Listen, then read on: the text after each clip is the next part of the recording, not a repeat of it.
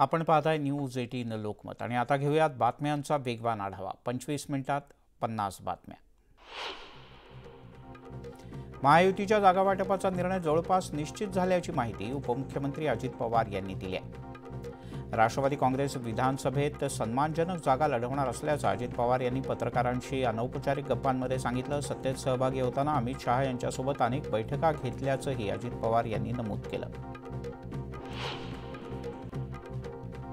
विधान परिषदेच्या 11 आमदारांचा शपथविधी काही वेळापूर्वी पार पडला। यावेळेला पंकजा मुंडे, योगेश टिळेकर, सदाभाऊ खोत, भावना गवळी, मिलिंद नार्वेकर यांच्यासह एकूण 11 आमदारांनी विधान परिषदेचे आमदार म्हणून शपथ घेतली।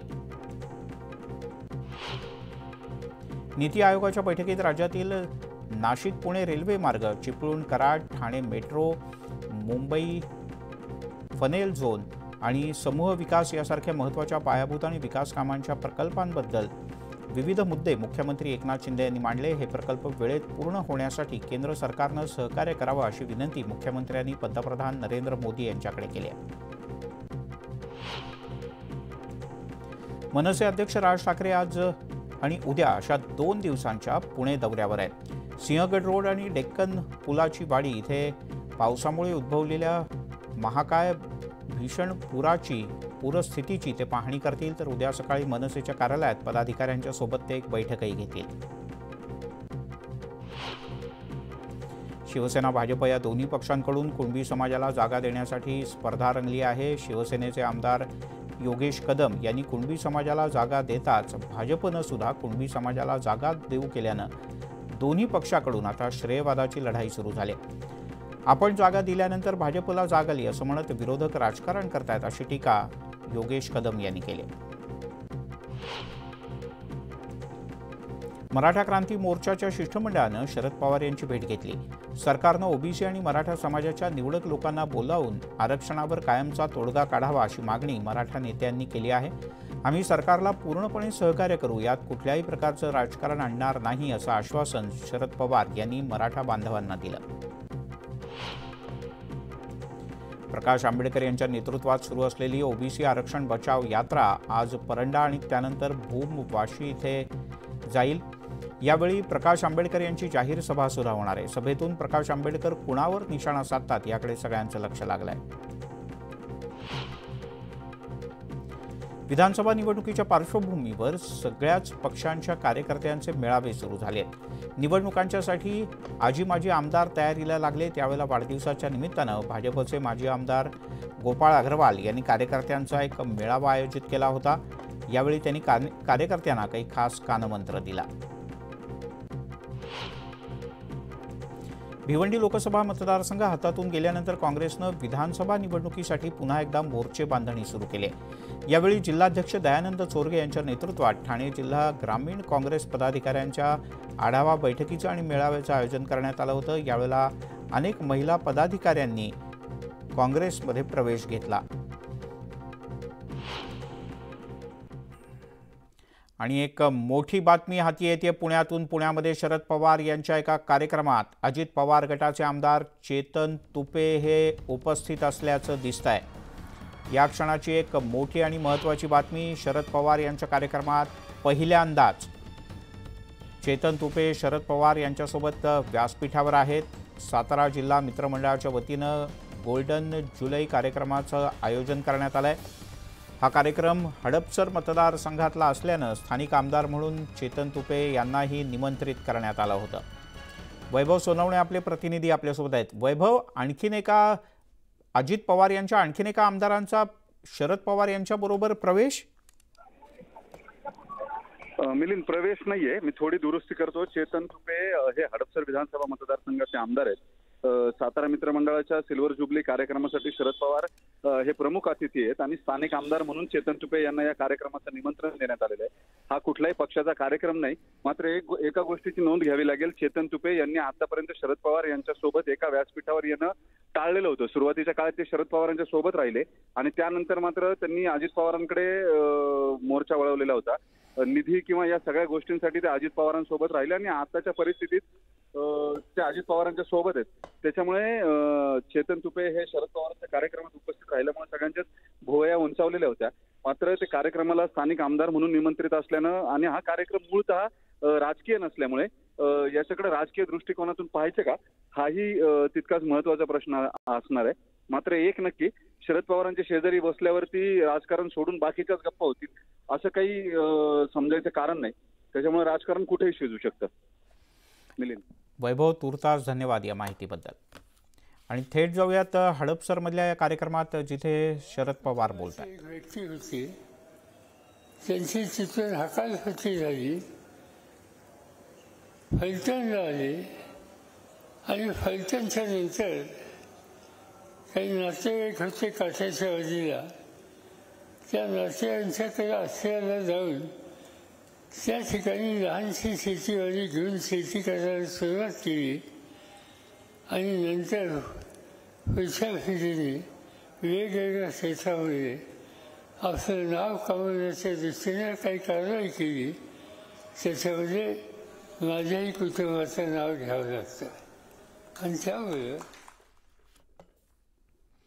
आणि एक ब्रेकिंग न्यूज हाती येते। कोरेगाव पार्क येथे पॉप्युलर हाईट्स ही बहुमजली इमारत कोसळण्याची भीती व्यक्त केली जाते, त्यामुळे इथे तातडीनं काही व्यवस्था तयार करण्यात येतात। पॉप्युलर हाईट्स हाऊसिंग सोसायटीची सुरक्षा भिंत पावसाच्या पाण्यानं पडली होती आणि यानंतर इमारत काही प्रमाणात खचल्याचं समोर आलंय। या क्षणाची एक मोठी आणि महत्त्वाची बातमी, ही संपूर्ण इमारत आता तातडीनं रिकामी करण्यात आलेली आहे। कोरेगाव पार्क भागातली ही एक मोठी इमारत आहे आणि जबरदस्त पावसानंतर या इमारतीची एक संरक्षक भिंत खचली आणि त्यानंतर इमारतीच्या संदर्भात सुद्धा काही प्रश्न उपस्थित झाले। वैभव, नेमक्या कुठल्या भागात ही इमारत आहे, किती मजली इमारत आहे आणि काय ताजी स्थिती आहे? मिलिंद, कोरेगाव पार्क मधल्या पॉप्युलर हाईट्स या इमारतीची ही सगळी परिस्थिती आहे। 2 दिवसापूर्वी बुधवारी जो पावसामुळे पूर आलेला होता, या पुरात या इमारतीची संरक्षक भिंत जी आहे ती कोसळून गेलेली होती आणि त्या बाजूचा भराव जो आहे तो भराव पाण्यामध्ये वाहून गेलेला आहे। हा भराव वाहून गेल्यामुळे या इमारतीचे जे कॉलम आहेत किंवा जे फुटिंग आहे त्या फुटिंगला सुद्धा बाधा पोहोचलेली होती आणि इमारत ही तिरकी झालेली होती। खालची मोठी माती जी आहे ती निघून गेल्यामुळे रिटेनिंग वॉल वाहून गेलेली होती आणि त्यामुळे खालची माती वाहून गेल्यामुळे पाया जो आहे इमारतीचा तो ठिसूळ झालेला होता। त्याच्यामुळे इमारत एका बाजूला झुकलेली होती। ही इमारत धोकादायक परिस्थितीमध्ये आल्यामुळं आता इमारत जी आहे ती सकाळी खाली करण्यात आलेली आहे पूर्ण। ती कुठल्याही क्षणी कोसळेल असं सांगितलं जाते। या सगळ्या परिस्थितीमध्ये तिथल्या स्थानिक नागरिकांचा रोष जो आहे तो पुणे महापालिकेनं जो नदी सुधार प्रकल्प राबवलेला आहे त्याच्यामुळं पाणी जे आहे त्याचा फुगवटा मागे आला आणि तो इमारतीत शिरल्यामुळं पाण्याला जायला जागा नव्हती। त्यामुळं त्यानं त्याची वाट करत इमारतीच्या बाजूनं हे पाणी जे आहे ते वाहून गेलं असं अशा तक्रारी ज्या आहेत त्या स्थानिक रहिवाशांनी केल्यात। मिलिंद, वैभव तुर्तास धन्यवाद या सगळ्या माहितीबद्दल। आणि पुन्हा एकदा बातम्यांचा वेगवान आढावा। बातम्या मुसळधार पावसाच्या वर्ध्याच्या समुद्रपूर तालुक्यात वाघाडी नदीला मोठा पूर आला। या पुरात 3 जण अडकलेत। पाण्याचा प्रवाह जास्त असल्यानं या तिघांनी आपला जीव वाचवण्यासाठी उंच झाडांचा सहारा घेतला। पुरामध्ये अडकलेल्यांच्या सुटकेसाठी समुद्रपूर पोलिसांच्याकडून शर्थीचे प्रयत्न केले जात आहेत, तर जिल्हा आपत्ती व्यवस्थापनाच्या टीमकडून सुद्धा मदत कार्य सुरू आहे। भंडारा जिल्ह्याला हवामान विभागानं ऑरेंज अलर्ट जारी केला आहे। मुसळधार पावसामुळे नदी नाले ओसंडून वाहत आहेत, तर वैनगंगा नदी दुथडी भरून वाहते। त्यामुळे गोसेखुर्द धरणाचे 33 पैकी 27 दरवाजे अर्ध्या मीटरनं उघडण्यात आले। धरणातून 1,07,769 क्युसेक्स या वेगानं पाण्याचा विसर्ग सुरू आहे। नदीकाठच्या गावांना सतर्कतेचा इशारा देण्यात आला आहे। वाशिम जिल्ह्यामध्ये मुसळधार पावसानं हजेरी लावली आहे। रिसोड, मालेगाव, मंगळूरपीर तालुक्यासह अनेक ठिकाणी पावसाची संततधार सुरू आहे। सखल भागात पाणी साचलंय, त्यामुळे शेतातील सोयाबीन आणि तुरीचं पीक पिवळं पडत चाललंय। मालेगावातून वाहणाऱ्या गिरणा नदीला आलेल्या पुराच्या पाण्यात पुलावरून उड्या मारून स्टंटबाजी केली जाते। याआधी सुद्धा अशीच स्टंटबाजी करताना एका तरुणाला आपला जीव गमवावा लागला होता। त्यामुळे या टवाळखोर स्टंटबाजांवर पोलिसांनी कारवाई करावी अशी मागणी करण्यात येते। मुसळधार पावसामुळे पिंपरी चिंचवडमध्ये जनजीवन मोठ्या प्रमाणात विस्कळीत झालंय। पूर आलेला असताना एका ड्रायव्हरनं मोठं धाडस केलं आणि पाण्यात गाडी घातली। अशा वेळेला पाण्याचा प्रवाह इतका जबरदस्त होता की गाडीतले प्रवासी गाडीच्या सह वाहून जाऊ लागले। त्यावेळेला चऱ्होली इथे योगेश भोसले या तरुणानं धाडस केलं आणि या गाडीतल्या लोकांना बाहेर काढलं आणि त्यांचा जीव वाचवला।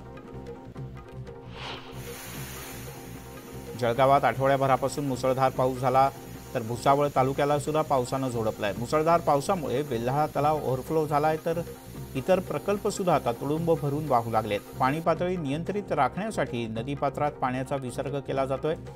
याचा शेतीला फायदा होणार असल्यानं शेतकरी आनंदात आहेत। गडचिरोलीला पुराचा मोठा विळखा बसलाय।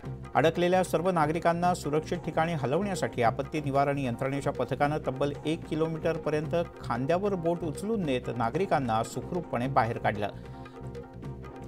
तुडुंब भरलेले नाले पार करून नागरिकांना सुरक्षितपणे गडचिरोलीच्या मुख्यालयात आणण्यात आलं आहे।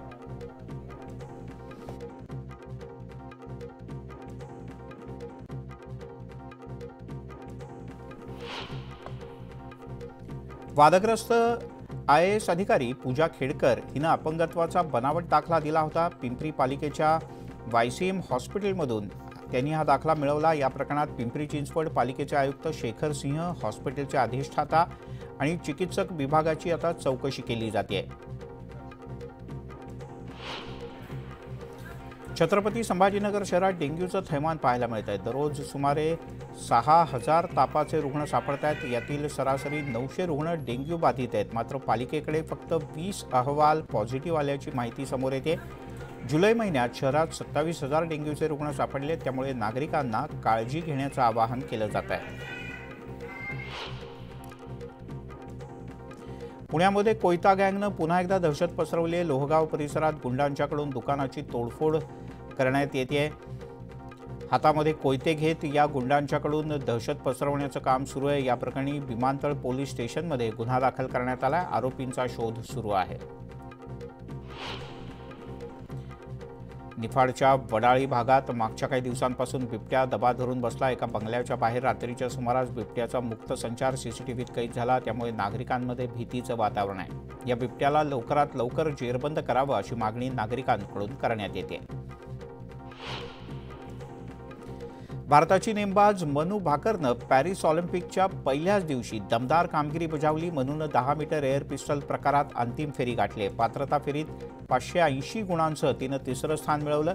आज दुपारी 3:30 वाजता अंतिम फेरी होईल। मनू भाकरकडून भारताला पदकाच्या अपेक्षा आहेत। तब्बल 8 नेमबाजांमध्ये ऑलिम्पिक पदकासाठीची ही अंतिम फेरी रंगेल। टोकियो ऑलिम्पिकमध्ये कांस्यपदक विजेत्या भारतीय पुरुष हॉकी संघानं पॅरिसमध्ये दणदणीत सुरुवात केली। कॅप्टन हरमनप्रीत सिंगच्या निर्णायक गोलमुळे भारतानं पहिल्याच फेरीत न्यूझीलंडचा 3-2 असा पराभव केला। मनदीप सिंग आणि विवेक प्रसादनं एक गोल करत भारताच्या विजयात महत्त्वाचं योगदान दिलं।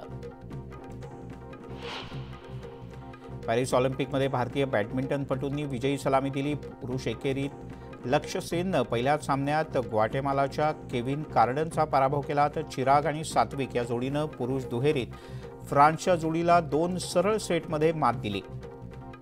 पॅरिस ऑलिम्पिकमध्ये भारतीय शटलर्सकडून चाहत्यांना मोठ्या अपेक्षा आहेत। बुलेटिनमध्ये घेऊयात एक छोटासा ब्रेक, लगेचच परत येतोय।